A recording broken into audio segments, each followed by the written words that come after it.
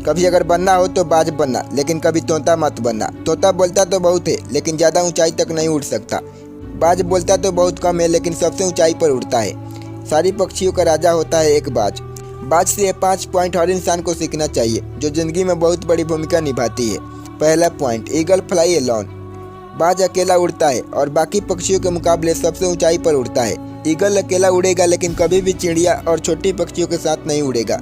Eagle हमेशा eagle के साथ उड़ता है या अकेले उड़ता है, और इससे हमें यह सीख मिलती है कि छोटी सोच वाले लोगों से हमेशा दूर रहे और अकेला रहे। दूसरा पॉइंट, बाज का विजन बहुत ज़्यादा क्लियर होता है और बहुत ज़्यादा स्ट्रांग होता है। बाज अपने शिकार को कुछ दूर से ही देख लेता है। जब एक बार बाज अपने शिकार पर टिक जाता है तो उसके रास्ते में चाहे कितनी भी कठिनाई क्यों ना हो, वो अपने शिकार को हासिल करके ही दम लेता है।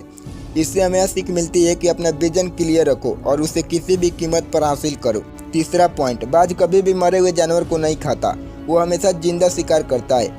और इससे हमें यह सीख मिलती है कि जो पास्ट है वो मर चुका है, तो अपने मरे हुए सड़े हुए विचार पर ध्यान मत दो और अपने आने वाली ज़िंदगी पर ध्यान दो।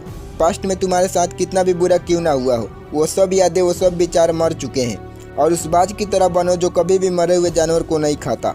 चौथा पॉइंट, जब आंधी तूफान आती है तो बाज बहुत ज़्यादा एक्साइटेड हो जाता है। जब बारिश होती है तो सारे पक्षी छिप कर बैठ जाते हैं, लेकिन बाज को बहुत मज़ा आता है।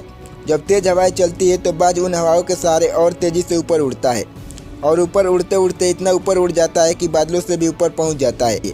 और इससे भी हमें बहुत बड़ी सीख मिलती है कि मुसीबत में मज़ा ढूंढो।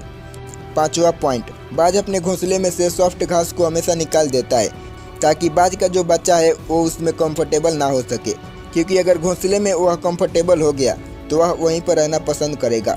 लेकिन बाज ऐसा कभी नहीं होने देता, क्योंकि बाज को भी पता है there is no growth in comfort zone.